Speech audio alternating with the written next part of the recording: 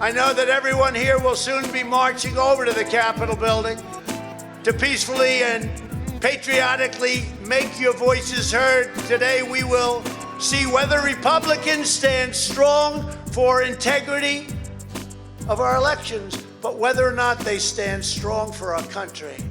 Welcome to Moment of Truth with Amy Chen Mills, where we present clear thinking on confusing topics in challenging times. First over the KSQD airwaves on the California Central Coast, and then on our podcast at Apple, Spotify, YouTube, and at the KSQD website at www.ksqd.org.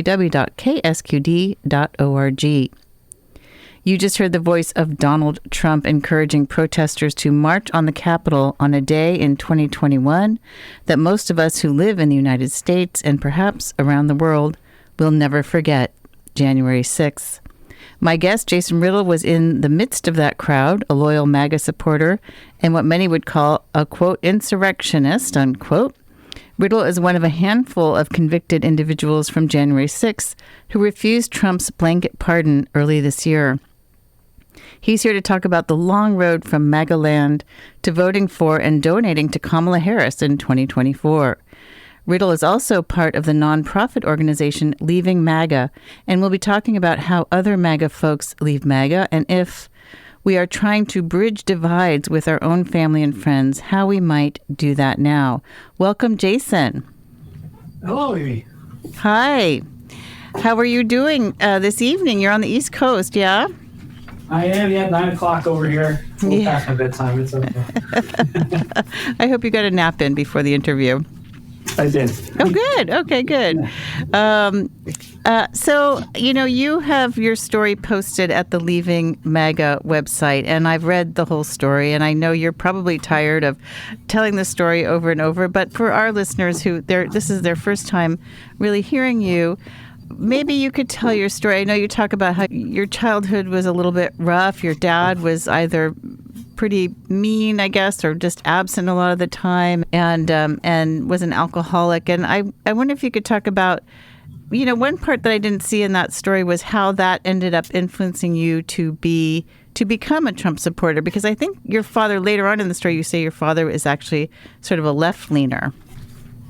I believe so. We're estranged, and we were, so before January 6th, we mostly, there were issues. I'm not pretending he has anything to do with my actions on January 6th, but I became a loud, proud Trump supporter. I was in college, and I was a veteran. I was military, and I was older than most of the students, and it wasn't a plan to become a Trump supporter. Actually, it was going to be a Jeff Bush supporter. Everyone in the classroom, they were all Bernie Sanders supporters. And what started off as like kind of just an argument in class, of me just enjoying arguing with students that were younger than me, turned into years of obsessive support of Trump. But it didn't start off like that. It just kind of started off as more of a the way Charlie Kirk. I was sort of an unsuccessful Charlie Kirk. I just liked feeling smarter than the people around me. And sometimes it's a little easier when arguing with students that are younger than you. So, you were talking about debating with Bernie supporters and wanting to feel, I guess, right or to win arguments. Yes, and the rallies, too, became a large part of my life. I really enjoyed going to political rallies. If you want to call them political rallies, Trump rallies. Yeah. I was majoring in political science, and the rallies were a way for me to legitimize my behavior. I wasn't actually doing anything political or writing anything down or studying anything. I was just drinking with my friends and driving around going to rallies and waving flags, and just turned into a routine that kind of never went away for, it was 2015, 2016, I was going to school, and it was after I graduated. I was working as a correctional officer when Trump got elected, and the obsessive support for Trump just became more intense, along with my drinking problem also got more and more intense and grew more out of hand, and I had trouble holding a job. I ended up getting fired from corrections, and I got hired at the post office right after. I worked at the post office. I was there for a year and left in December. before the riot. And I was having all these problems, and the problems were very obvious. It was obvious that I was drinking too much, and there was but instead of just looking inward, I looked outward, and I tied in people associating my support for Trump. And anytime I had trouble at work, I would just say it's because it's because they're discriminating against me for being a Trump supporter. And even though in reality it's because I was becoming a non-functioning alcoholic. And I think I got lost there, but that was the downward spiral of Trump support that led me to the Capitol on the 6th. Yeah. Well, no, you didn't get lost. I mean, every part of your story, I think, is valid and interesting. And there's, you say that there was a moment when Trump was being questioned by Megyn Kelly at a debate, and I remember this, and he sort of, rather than answer the question, or he got upset, and he said, there was blood coming out of her eyes or wherever, right? I remember that as a woman very distinctly. And that was a moment for you where you thought, well, I guess you thought he won the debate. Is that right? Yes, it was the next day in class. I remember the professor said, "Who wants to talk about the debates last night?" And I said, "Yeah, Trump really took control of that crowd." And the professor said, "We're only using classroom time to talk about serious candidates." And we weren't even allowed to talk about it. And I remember I just started kind of debating the professor, well, why not? And then that conversation, I feel like that never ended. It just kept on going. It was all about, the first election feels like it was all about supporting him just to prove that he could win. And then after we got past that point, there's all different rationalizations that people have for supporting Trump now. But I feel like that was the original argument I started having that hooked me into supporting Trump. Which is, why not? Why can't he? Never stopping to think, maybe why shouldn't we? Right. I mean, and that must have felt very vindicating when Trump actually won in 2016. Yeah, people, that's when Trump really was starting to take part of my identity. I noticed because a lot of people reached out to me. I remember someone who I hadn't spoken to since elementary school wrote on my Facebook wall saying, "I know you of all people is very happy, or very excited right now, or very happy." I was just known as the Trump guy. It became my identity. And it's kind of sad when you think about it. These were the victories I was carrying around because there weren't too many real victories of my own that I can have. So I held on to these other things as if they're somehow some sort of victory under my belt by having supported him and him winning. This is something I accomplished. And I considered harassing people online political debate, and I considered it patriotic duty. And it's definitely very wrong. Well, I wonder if you've ever harassed me online now that we're talking about it. You could have been one of those people. I was very, I just love those shock value memes. I would claim to be extremely, again, with something like abortion, for example, I'll post a very I'd link myself with abortion debates, something I don't. I'm a gay man. What do I care about abortion? But I know what the reaction it gets. Oh, I didn't know that about you. That's interesting. Yeah. So, you didn't know I was a gay man? No, it wasn't in your bio. So that's really interesting to me. And I guess what I'm wondering is if you could talk a little more about, because I think a lot of us have friends and family members who are still in that camp. And especially with the recent assassination of Charlie Kirk, this divide feels to me so, it's almost painful to me at this point. Wow, we really, the edges are so sharp with us right now in our politics. And I try not to, when I'm on Facebook or other social media, I don't insult people, but sometimes I'll just state facts and people will come at me with idiot and, how could you say such a stupid, idiotic thing, that kind of thing. And so I'm just wondering, what do you think it was when you saw, because in your story you talk about that Megyn Kelly moment, and is there, I guess you were saying, well, this was a victory when Trump won. There was a victory that you got to put sort of under a notch on your belt, right, because you were a Trump supporter, and he sort of came in from left field and he won. But before that, what do you think it was about him that met a need for you psychologically? I mean, because I think we all want to try to understand. I'm really interested in having more dialogues with people now because we've gone so far that we're into a kind of scary place with political violence and, obviously what's happening across the country with the shutdown of free speech. So I am really interested. Like, what do you think was happening when you besides just wanting to win in arguments in your poli-sci class, do you know what I mean? Was there something deeper that you saw or some part of you that felt maybe, I don't know. He's very inspirational for the dysfunctional. Okay. He's such a dysfunctional human being in a position that requires the most highly functioning person possible. And, I was a person who's refusing to admit that. And I worked in law enforcement and I was drinking while working.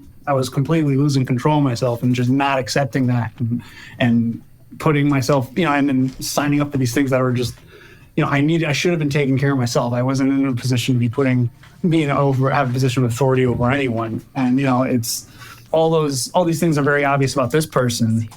Might not be so obvious to everybody, but it is obvious to a lot of people. And that's something that I think is really inspiring. The more I fail, the more I feel like, well, if he can be president, then I'm going to succeed.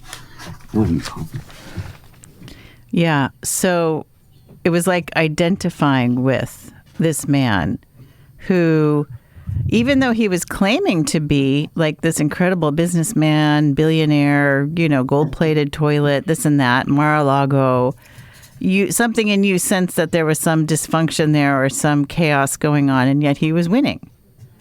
Yes, and his ability to turn perceived failures into victories too. He's going bankrupt, and then he has a show that comes out where he says how rich he is, and then it creates the wealth. And that was, I think, seeing that as a real big comeback. Like, here's this guy, things weren't going so well, and then he has a show where he says he does, which essentially is a con when you think about it, but it was a con that succeeded. Most Trump supporters know he's not a good person. I know there's other types of Trump supporters who see him as a messiah and pray to him. There's all different. I do think supporting Trump might be looked at as more or less of a mental health phenomenon in the future. Looking back, we're not there yet. But I was that rally goer who wore costumes and, took it. What kind of costumes? I had I made an LGBT for Trump shirt. That wasn't a costume, just a shirt. That was one thing I wore a lot. And I also did wear a Trump costume, just a red tie with the yellow wig. I wore that to his inauguration. And that was the first time I got some media attention. I was at his inauguration dressed like Trump. I think turned into a routine by the time of the riot. Yeah. Just dressing up like Trump and acting like Trump. And it was the start of a bad routine that wouldn't end well. Right. Well, we're going to talk about how you started to change your mind. We're talking to Jason Riddle, who was actually in the riot at the Capitol in Washington, D.C. on January 6th and actually refused the pardon that was offered by Trump, actually given to all the people who are convicted of anything, no matter what the crime, on January the 6th. And Riddle refused that pardon. So let's talk about the time leading up to going to storm the Capitol. I was paying a lot of attention. I'm a journalist, and I was watching Parlor Takes really closely. I don't know if you remember Parlor Takes. They were taking screenshots of what was being posted at Parler. Were you on Parler, which was a social media platform at the time for a lot of MAGA folks? I was not. I was mostly on Facebook. Okay. On Facebook. So you're just on Facebook, because I was seeing crazy stuff getting posted on Parler. Like, we're going to go grape women, right? That we're allowed to do that. I mean, it was just crazy stuff. I was deeply concerned about what would happen that day. But you didn't expect all that to happen. So tell me what you thought about going there. And did you really think that Trump had won the election in 2020? Tell us about that, and then how it felt to go, or why you went. I didn't think he won. I didn't think it was stolen. I didn't care at that point. I quit the post office. I had just drunkenly abandoned the truck at work, and I was at that point not able to wake up without alcohol. I remember this meme though on Facebook, and it was from the perspective standing behind Trump, and it just shows Trump's hair, and it's looking out at Washington D.C. and all these people standing, and it says your president needs you. And up until the point I quit the post office, I'd been talking on the phone sometimes for hours on end. I'd have my Bluetooth in while walking my route with the person I'd end up going down to the Capitol building with. His name was Paul. He had a lot of problems after the riot too. After school as well. We graduated together. We were going to rallies together. And when this call came out and that meme that I shared with him, it wasn't even a question. We knew we were going. And he had picked me up, brought a third friend, a friend of his as well. And the three of us were heading down. And my friend Paul is the type of guy who can just kind of we figure out what he wants to believe in and then come up with excuses on why I don't know if he truly believed that the election was stolen. He was certainly sharing a lot of that information, and me working at the post office wasn't helping too. And there's still a lot of political mail coming through, and I remember talking on the Bluetooth with him and seeing the political mail, and we started blaming the post office for all these problems that weren't even really our problems. But I do have a question for you. So you're saying I didn't think he won, but the whole premise of January 6th was that the election was stolen and we have to make sure he gets back in office. So I'm just wondering about the cognitive dissonance there. Like, how did you justify, what was it that you wanted so badly that, were you aware that would be sort of like an overthrow of, our basic electoral system? I think apocalyptic was the word I used to describe when I was looking around the riot, with the building getting ransacked, and I think that kind of described my overall. I was very end of the road.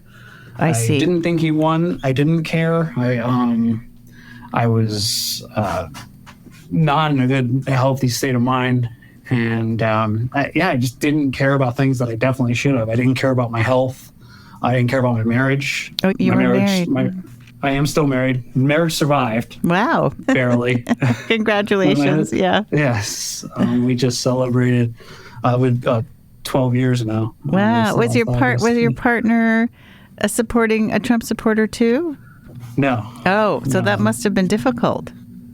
It was. Yeah. He thankfully knew me long before all this happened. So he knew I had these problems. He didn't really agree with it. But I was able to convince myself I didn't have problems at times. So it was easy for me to convince people who cared about me too for a while. Well, by the end, it wasn't. My husband and I were barely married, and that's something I should have been worried about as well. But no, my marriage wasn't good.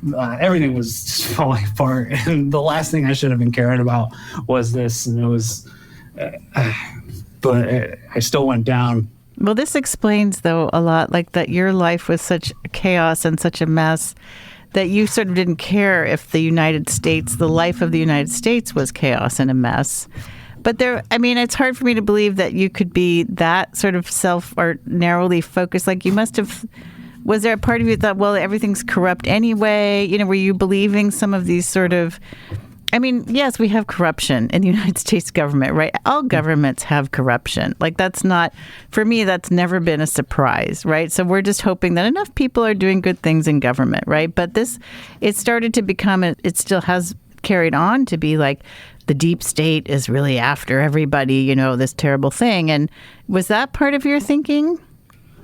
I think my mindset was, part of my thinking is part of why I went to prison. It was definitely not caring about anyone other than myself and what I want to do. And I remember I wasn't doing anything violent, but seeing violence on January 6th and also not caring about that. Well, let's go there, because you said you took a taxi from, I don't know if you flew in or took a train. How did you get to D.C.?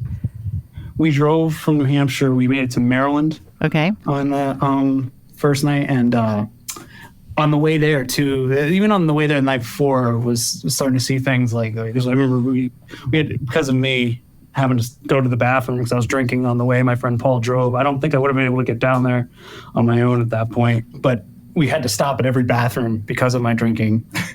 And that was getting annoying. And every single rest stop, I remember on the Jersey Turnpike, every single one you saw people with MAGA hats. And remember, this was during the lockdowns too. So everywhere you went, if there were people, you almost knew they were heading towards DC because Trump called them. And I remember at one of the gas stations, the guy at the Trump hat saw my Trump hat and he said, "Oh, you heading there? It's gonna be crazy. It's gonna be crazy." He was so combative about it, and I was just like, "What are we gonna be crazy about?"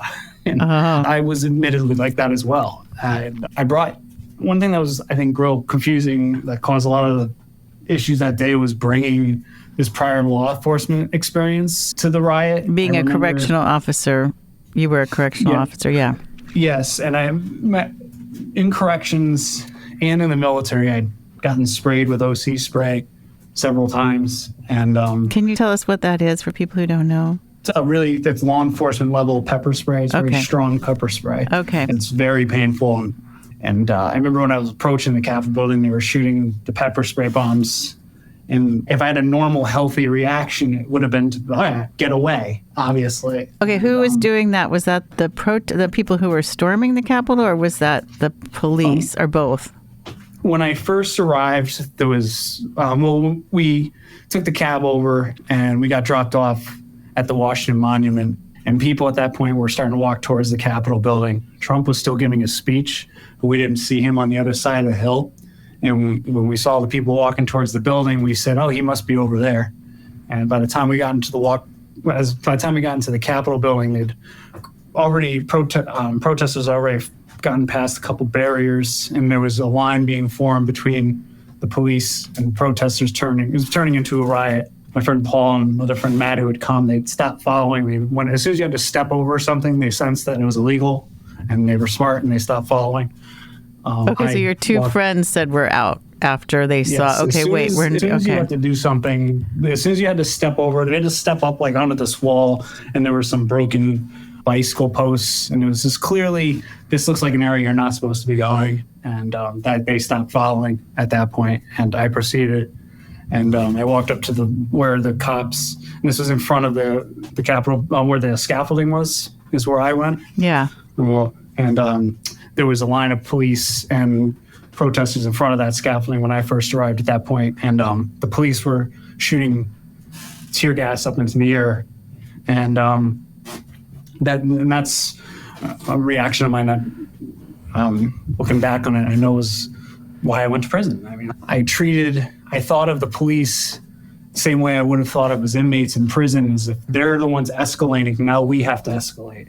And that's because that's a role of law enforcement. You never want to be the one who's escalating. Like if the offender's escalating, that's when you escalate. If the offender's just yelling, you just yell back. You don't get physical until they do. And so in my mind, when I first walked up, they're shooting pepper spray. And I'm like, well, if they're shooting pepper spray, then we should be shooting pepper spray too, because they're doing it first and they're not supposed to be doing that. And it was completely backwards thought process. But when I saw rioters shooting pepper spray back, I remember supporting it, thinking it was a good thing. Okay, gotcha. And you went into the Capitol building. Correct. First, though, I was down below the scaffolding, and I was standing in between police and protesters that were just it wasn't too physical right where I was standing at first, but on the top part of the scaffolding, I could see police shooting pepper spray downwards, and then I don't know where you hear this like erupt explosion of people screaming. And when I looked up at the top part of the scaffolding, the rioters were breaking out and just storming, like literally storming the Capitol building from the top of the scaffolding. And I went over to the scaffolding, and at that point it was completely cleaned out. You were able to just walk right through, but it was full of pepper spray. And I walked through the pepper spray, and I went up to the Capitol building. I stopped this little grassy field, and there's like these little grass patches, and I watched them start to smash the windows and smash the doors and break their way in. And did you have a moment then, like, okay, now we're smashing windows? Yes, and I got good advice to get the hell out from my stepfather. Called him. Okay. And I told him what I was seeing, and he was like, maybe you should get out of there. And I said, I'm going to stick it out. What's the worst that can happen? And the door I went to was these big glass doors that these people that they smashed and broke through. And then there was also the side door to my left that a rider, another guy, he smashed the window and he punched his arm through, and he was messing with the doorknob on the other side, but I could tell he was moving weird and it was confusing. And then when he pulled the door open, I realized there was a bunch of police officers on the other side of the door trying to hold it shut. Oh. And he just pushed himself through them, and then people just charged through there, and it completely opened up, and then that was the doorway I walked through. And so then you were in the Capitol. A lot of, I feel like what has happened is that when people feel threatened, they threaten back, right? They get defensive and they get afraid and they become aggressive. So I want to talk to you about how to reach out to folks and how to maybe be better about shifting our way of talking to people that sometimes we really love. So you're in the Capitol building. And tell me about, so it sounds to me like it'd be hard to think this was just a bunch of tourists gazing at the, like having like a tour. Like that was one of the arguments that was made by, I think Tucker Carlson had a documentary where it was all completely, I saw scenes like that where people were suddenly in the Capitol and, oh my gosh, look at this, and wandering around kind of like tourists, right? But then there were so many other scenes, clips from different angles and cameras. Did you feel like someone could have thought, well, I'm just in here, we're just having a little tour and walking around and no big deal? I think that the idea is more just because there's other people doing worse, you're okay. And that was sort of where how I rationalized it, even though it's completely irrational. So the liquor cabinet, I saw some alcohol in the corner, and there we go, perfect. Now this is starting. Wait, so just in the corner of the Capitol, or were you in someone's office? It was a parliamentary room, Senate parliamentary room. There was a fireplace and a sofa, and it was very finely decorated. And everyone was standing in front of every object, taking pictures. And then there was just this other stream of people going through, and just out of nowhere, someone will randomly start smashing things or throwing things. And I crossed the main hallway into another office that had some desks at it. And that's where I saw papers being thrown all over, and now they're in desks. And in the corner, I saw a refrigerator and liquor cabinet. And I walked over, and January 6th was a rare day for me because I didn't drink alcohol first thing in the morning that day. I knew there would be nowhere to go to the bathroom. That's how Washington, D.C. is. I'd been I remember having a real hard time 4 years earlier finding a bathroom at the inaugurations. I managed to not drink that morning, but I think it was like later in the afternoon by the time I'm in the Capitol building, and I spotted the liquor cabinet, and that's, I was going through withdrawals at that point, so it was perfect. And I opened up the mini fridge, and it was they had red wine in the fridge for some reason. And there's also glasses stacked in like dish racks as if they're getting ready for some sort of formal like banquet or whatever. And I took a wine glass out and I poured the red wine into the glass and watched everyone there throwing the papers around. Yeah. And then you also, I think you found a book, a parliamentarian's book or something, and you grabbed it. I picked that up as I was walking. So I was drinking the wine. A police officer came in and started yelling at everyone to get out. He was like, get out. Then he saw me holding the bottle, and a glass of wine. He pointed at me. He said, "Chug that and get out of here." And I did end up leaving. I took my time doing it, and I picked up a book. I also picked up a football off a desk and tossed it to someone. Well, it's interesting. It in the news that I stole a football. I literally picked it up and threw it. But you took a book, and then you later sold it to someone as a souvenir. Yes. I walked outside, and the Patriot Hero title for Jan Sixers, that was already happening that day. They were calling anyone who inside a patriot or a hero. They're like, "Did you go in there? Oh my God, you're such a hero. You're a patriot." And people were wanting to take pictures of me just for being someone who stood inside. And I started talking with some random person. I told him, he was like, "Are people really going in there?" And I was like, "Yeah, I was there." And I showed him the book. "Oh my God, dude, I'll give you $40 for that." And I said, "Okay." And I gave him $40. And no, wait, he gave you, right? He gave me $40. And he's the one who told me about Ashley Babbitt. Okay. And it's that's when the attitude definitely changed that day for me. What did he say? So he asked me if people were really in there. And I told him how, it's theirs. It belongs to them. And he's like, they're shooting people, right? And he went, "No, they're not shooting people. They're just vandalizing. It's like a party in there. I was drinking. It's fine." He went, "No, they shot a woman in the neck. I saw her get brought out by an ambulance. She had bandages on her neck." And as she said that to me, I mean, when he said that to me, I remember looking up, and the police were now barricading people in. And I remember thinking, you know what?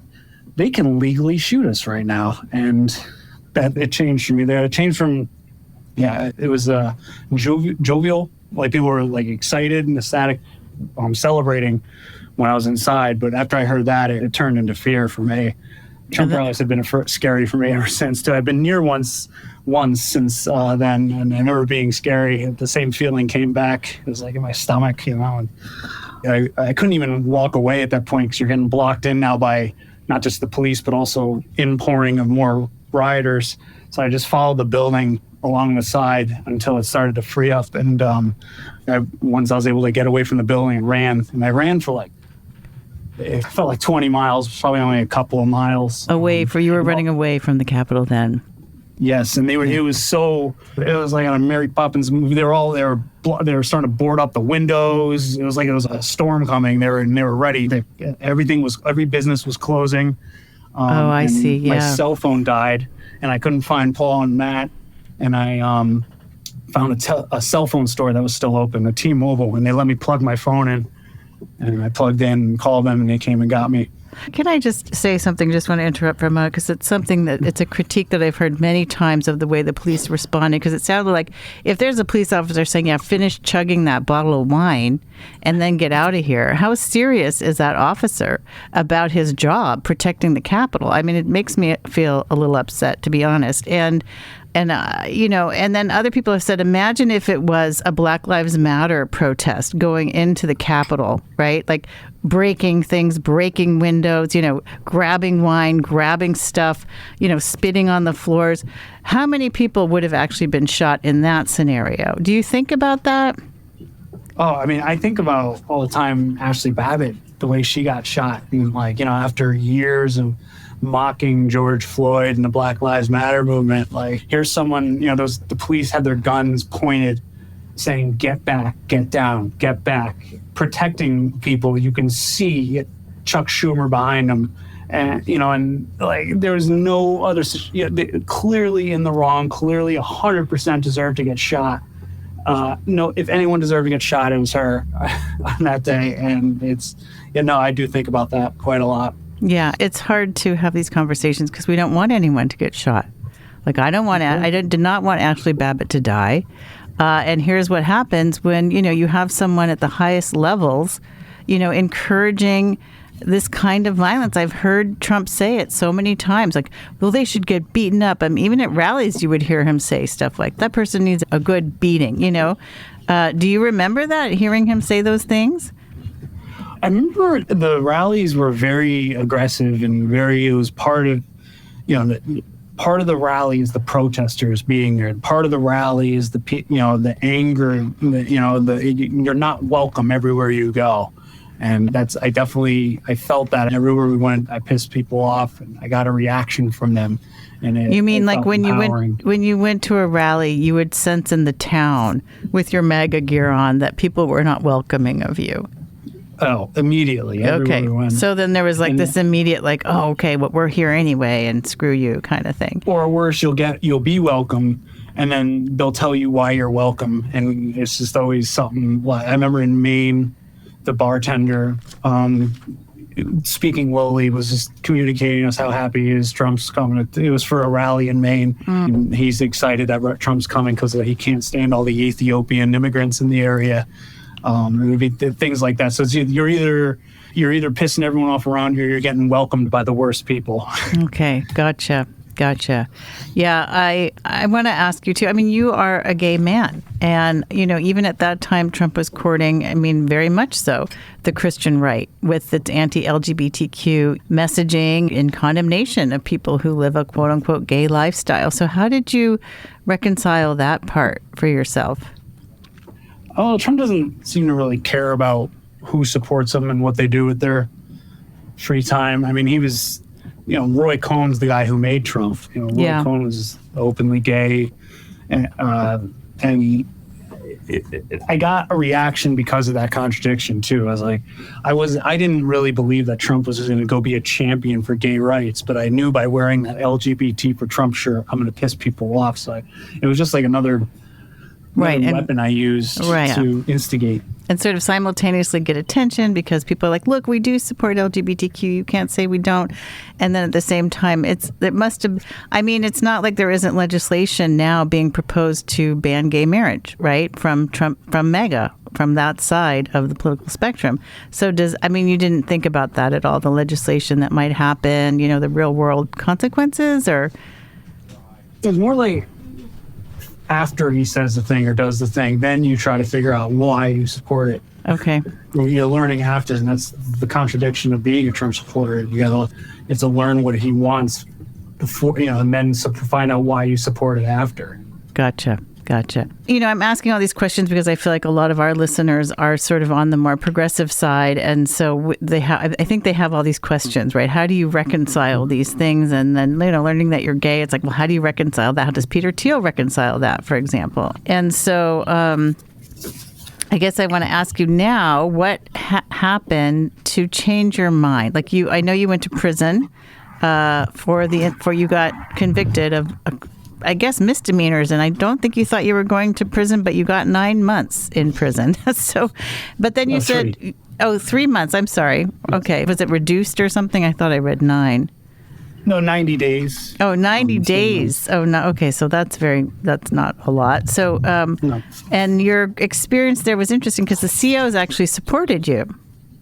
Yes, prison actually didn't help. I was on my way to not supporting Trump on my own. I was starting to have doubts. I kept them to myself. And then that was, again, my identity. I showed up to prison. I was the Capitol rider. And the COs treated me better. And so I still pretended to be a Trump supporter while in prison. And but I was having my doubts, mostly because of having sobriety forced on me. And I just started thinking differently. My brain just got a little wired a little differently, I think. And, the things Trump was saying wasn't making a whole lot of sense. And I was having a hard time, too. Like, how can I be loyal to someone who doesn't have any respect for the truth? That I was having a problem with that. Okay. And reading, too. I've always been a history buff. But when I was a drinker, it was really hard to process the information or retain it. In sobriety and prison, I started a reading frenzy that hasn't ended. So that sort of educated you. We actually have a caller. Caller, you're on the air. Just give us your first name and your question or comment. Amy, this is Roy from Palo Alto. It's been a very long time. Oh, my gosh. Blast from the past. That's right. No, I just saw you on the air. This is a great interview that you have with Jason. Absolutely great interview. And so I wanted to, of all things, listening to his story and, everything that he went through and the fact that he's had a, whole change of heart, which is very good because our country right now is going through a very dark time. It's actually literally scary. But what I wanted to ask Jason was what percentage of people that were present, at that January 6th insurrection day, what percentage of those people would you say have had a change of heart like yourself? I mean, do you think that most of them are still Trump supporters, or do you think that a large number have suddenly realized the truth, or how do you see that? Thank you, Roy. Do you mind taking the answer off the air? Okay, yeah, no problem. Okay, thank you, Roy. Go ahead, Jason. Yeah, no, it's a good question because I do think about that a lot. I don't think I'm the only one out of 1,500 people who got arrested. A lot of people were there for all different reasons, and everyone had their lives changed for better or worse. I can't be the only one who's thinking this, and I don't know if it's out of fear of retribution from Trump or maybe also it's Trump's lies about January 6th sound a lot better than the truth. It sucks admitting I'm rubbing shoulders with these people that killed these police officers and I took part in this awful insurrection, but I'd rather Trump's stories of me being a patriot and a hero who tried to stop the steal. That sounds a lot better, but I didn't learn anything though, and I don't want to live somewhere where my actions on January 6th are okay. I don't want to live somewhere where January 6th is okay. It's not okay. So I don't think I'm the only one. And I'm definitely not. I know Pam Hemphill. Yeah, there was a woman. Yeah. Yeah, she refused the pardon as well. I think there will be others. Yeah. Oh, you think? Okay. So, but you just got the letter saying that, okay, we accept that you're refusing the pardon. Yeah. You just emailed it to me, actually. Yes. So they're at least accepting that you're refusing the pardon. Probably hoping you won't speak up too much. And I have a question about the broader MAGA movement, because I've been watching Candace Owens, and I've been watching actually Charlie Kirk at Turning Point USA after he was assassinated, horrifically. And so was Melissa Hortman and her husband and their dog Gilbert, Democratic legislators in Minnesota who actually didn't get any condolences from the president. But I just want to say that, people are starting to withdraw their support for Trump. Even Nick Fuentes, who's a far-right white supremacist influencer. I don't know if you follow any of these people. And who's the big Joe Rogan also has been very critical, especially around the Epstein files, around Israel and Gaza. Do you sense also that other people in that world that you might have been friends with are changing their mind or faltering here? There's another rioter another insurrectionist I love to. So I haven't checked his name in a while. I used to Google his name to see what he's doing, because it's like I kind of consider him the alternate universe where I stay a Trump supporter. And his charges are very similar. His name is Brandon Fellows. He smoked a joint in the Capitol building on January 6th. And same story, just kind of has like a messed up background, and he ends up there. The difference between him and I, though, is he goes to high security prison in D.C. from the day of the riot, and he's there for years. I go to minimum security for 90 days. And I think that was the big difference, and why he's still an avid Trump supporter is because he's radicalized. But he's out probably now because he probably got pardoned. Yes, he's pardoned, and I Googled him a couple times, and he showed up to D.C. for the CPAC convention wearing an ice jacket. And he said he loves wearing it to Home Depot. It scares all the illegal immigrants away, and he just loves getting the attention for doing that and finds it entertaining. And just really, nasty, immature, borderline racist behavior. And there needs to be there's this far right, extremism. You need something to celebrate. And I don't know if Trump hasn't had anything to celebrate. I don't know if there's anything I'm pretending to be celebrating right now. I haven't seen him. Last thing I saw when I Googled Brandon Fellows' name is he was at the military parade, and I do sense I don't follow it anymore. I stay away. Try to stay away from politics. Me being involved in politics was the problem. Okay. But we're also seeing more people join Leaving MAGA, though. Yeah, so Leaving MAGA, let's go to Leaving MAGA. I just have a quick question to ask you before we go to Leaving MAGA, which is the organization that I reached out to get the interview with you. There's a man named Rich Logus who runs Leaving MAGA, and Leaving MAGA is on Instagram and Facebook and everywhere, so go check that out. But I want to say that there's this new theory that Trump has been floating that the FBI was undercover and encouraging people to storm the Capitol. I didn't know there were FBI agents undercover there, and I don't know if there were, because now we have Kash Patel at the FBI. We don't know, obviously he's a MAGA loyalist. And so what do you think that was happening? Because actually Patel is saying that the FBI was there just to sort of do crowd control. And so it's a different story from Trump, which is surprising to me, because I always feel like they're going to be lockstep. So do you think that was true? Has that been discussed in your circles at all, or in your... I think Patel's a joke. Okay. Thinks he's a joke. And I think Trump chose him because he's, the FBI was investigating him. I don't think Trump thinks he's smart. I think Trump put him there because he knows he's not. Okay, but what about this FBI undercover agent thing in the crowd on January 6th? There definitely could have been a former FBI or an FBI agent storming the Capitol building that day. That one surprised me. Okay, gotcha. Because there was former law enforcement there. There was former military there, like you. Oh, definitely. I was there. And I remember one time, at one point during the riot, these group of guys ran past me, and they had body armor on, and one of them had a mic in his body armor, and he was like, break right, break right. And they were in a perfect line. And I remember thinking, oh, good, the cops are here to fix everything. And no, they were part of they went storming into the building. Right. I thought they were the special operations going to rescue the president or whoever was in there. There were all sorts of military, and it's the Blue Lives Matter movement. So there were all sorts Gotcha. of Interesting. government Interesting that employees there officers that, died during this Blue Lives Matter, rally at the Capitol, right? So, I just want to read something from Rich Logus from the Leaving MAGA website. This is his introduction. Dear MAGA Americans, I was a devoted member of MAGA Nation for 7 years. It made me feel I was a part of something important, a movement that was trying to save American democracy. But starting in 2021, I realized I had been mistaken. It took me a full year to finally break away. During that time, I came to understand that MAGA is sustained by a series of myths that are intended to create perpetual feelings of desperation and panic. Rich says now that he feels much more stable since he's left MAGA.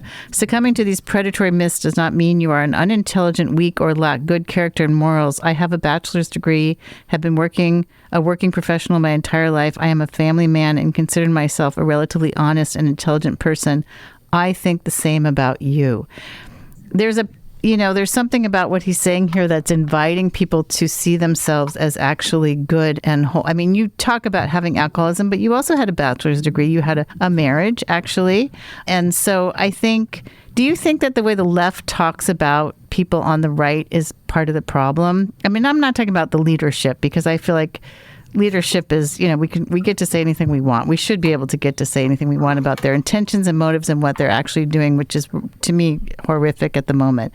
But is there a way that we're approaching this not the right way? Well, Trump is telling us to take this home with us. He's campaigning year round and has been since 2015. And so, I mean, we never lived like this before. And there's a common denominator to all these problems. And I think social media. What's the common denominator? Social media is the common denominator, or Trump? Trump is the common denominator for all the problems. But I think social media is definitely where we attack each other socially, though, right? Right. And so I guess, but my question is, what if, did you get attacked by the left in a way that made you retreat further into MAGA land? That was mostly my own doing. Okay, I think all right. I set myself up for attack whenever I did, and made anyone who had to attack me, I made their job very easy for them. Okay. And developed that concept of any attention is good attention, even though I had nothing to gain from Trump getting elected president. It's ridiculous. Well, it's interesting because I just wonder if we're, by calling each other names, certainly that doesn't help. It doesn't help to call each other names, and I see that a lot. Let's go to Leaving MAGA. People can find you and I guess other speakers at Leaving MAGA, or what's there, and we only have about 3 minutes left, or actually for 1 or 2, because I have to do the outro for the show. What can people find at leavingmaga.org? Well, you can find other people who might be going through something similar. There's all different reasons people become Trump supporters, and it usually involves a lot of negativity, and it also involves the part where they leave, their lives seem to get better, and sometimes that can be a scary thing to do. And the Leaving MAGA group it's an off ramp. It's a website they can look at. They get together, we talk. Sometimes we have group texts going on. We have monthly updates, and it's a bridge for communication. Maybe the name calling. It's definitely, I think, on social media where it's deliberately pinned against each other for profit. That's true. We won't see that out Leaving MAGA. No one judges. Yeah, and they also have support groups for people who have friends and family in MAGA who are wondering how to help them get out of MAGA. So I just want to make sure everyone knows about this resource. And Jason Riddle, we're gonna have to go. I wish we had more time. I want to thank you so much for joining us tonight. Yes, thank you for having me. Okay, thank you. If you appreciated this program, join us first and third Mondays at 6 p.m. for our live broadcast, and then pick up our edited podcast at Apple, Spotify, YouTube, and at the KSQD YouTube channel as the podcast Moment of Truth with Amy Chen Mills. It really helps boost our program if you like, rate, and share our show at your favorite site and write a review or a comment. Visit our Substack, Moment of Truth Dispatch, for more on everything we talk about here. Plus, thanks to our entire team, Nyanko Nyasu, Mei-Ling Obinata, Todd Zimmerman, Joy Schendeldecker, Michael Levy, and Bacha Kagan. Theme song by Todd Zimmerman of Nativerse Studios. Logo by Kathy Krizik. And thanks to the entire amazing KSQD team on the California Central Coast. Shoot us an email at amyami@ksqd.org with questions or comments. And remember, if we don't use our democracy, we lose our democracy.